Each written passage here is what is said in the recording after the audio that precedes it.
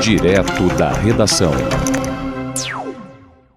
A Petrobras teve lucro líquido de 1,2 bilhão de reais no primeiro trimestre deste ano. Foi um resultado influenciado principalmente pelo aumento do preço do petróleo e pela diminuição de despesas operacionais. Quem comenta o desempenho da empresa é o comentarista da Rede Brasil, o professor Ricardo Caldas. A Petrobras teve lucro líquido de 1 bilhão e 200 milhões de reais no primeiro trimestre deste ano. O resultado foi influenciado principalmente pelo aumento do preço do petróleo e pela diminuição de despesas operacionais. Na questão operacional, por sinal, a empresa aumentou a produção de petróleo e gás natural em 3%. Além disso, a estatal diminuiu o valor da dívida bruta em 4 bilhões e 600 milhões de dólares. E para avaliar esse desempenho, a gente conversa agora com o nosso comentarista, professor Ricardo Caldas. Tudo bem, professor? Boa noite. Boa noite. Vou começar pela Petrobras. Como é que você recebe esses números? O que eles dizem daqui para frente? Muito obrigado. Boa noite, Paulo. Boa noite a todos. Mais do que eu, como o mercado recebeu. O mercado recebeu com muita alegria esse resultado, ficou muito animado, porque a gente não pode esquecer, pode parecer pouco um lucro de 1,2, 1,17 bilhão de reais, mas a gente não pode esquecer que no ano passado, no mesmo período, a Petrobras teve um prejuízo de 48,5 bilhões de reais. Então agora você aparecer com esse lucro, por menor que ele aparente, então foi muito bem visto, as ações da Petrobras subiram e o mercado realmente festejou muito.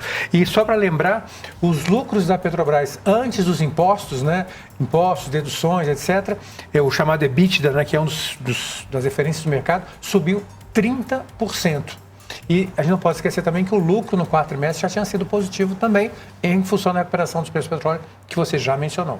Verdade. Outro ponto que chamou a atenção essa semana, professor, foi uma decisão do Supremo Tribunal Federal, decisão de ontem. Por maioria, os ministros modificaram o entendimento sobre a cobrança de tributos. É complexo o tema. Explica pra gente, por favor. Então, essa, Paulo, é uma das causas tributárias talvez mais importantes, se não for a mais importante, no Supremo brasileiro. O governo fez um cálculo e a estimativa é que ela envolvia em torno de 250 bilhões de reais. Pouco mais arredondando.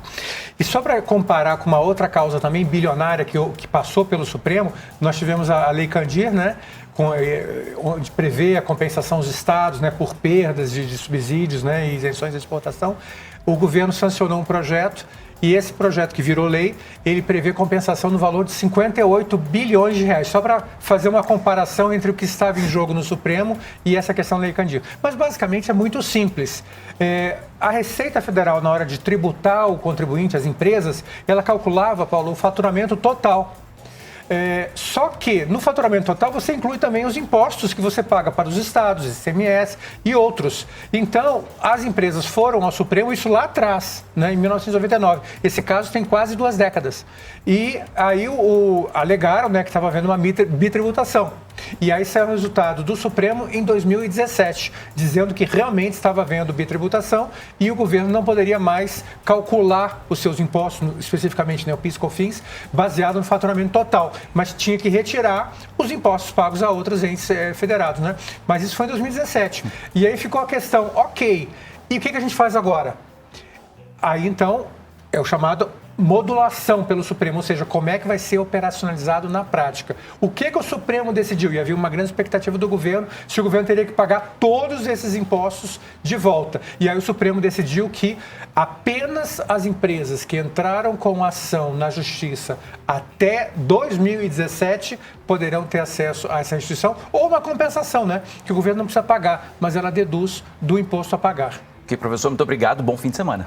Igualmente, bom fim de semana para você também e para todos. Portal Viu. O mundo na palma da mão. Viu.